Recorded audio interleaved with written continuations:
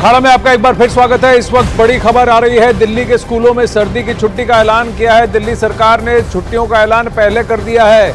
बढ़ते प्रदूषण स्तर के बीच स्कूलों को लेकर सरकार का यह फैसला है कि 9 नवंबर से लेकर 18 नवंबर तक स्कूलों में विंटर ब्रेक घोषित करने का निर्देश जारी किया गया है।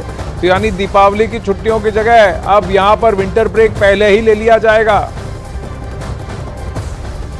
तो 9 नवंबर से लेकर 18 नवंबर तक। गौरतलब है कि 13 नवंबर से लेकर यानी दिवाली के अगले दिन यानी 13 नवंबर से लेकर 20 नवंबर तक दिल्ली में ऑड इवन की घोषणा की गई थी, लेकिन अब उसके तुरंत बाद अब ये भी घोषणा की गई है कि बढ़ते प्रदूषण स्तर के चक्कर में जहां स्कूलों को स्थगित करना पड़ रहा है, 9 नवंबर से लेकर 18 नवंबर तक विंटर ब्रेक की घोषणा कर दी गई है।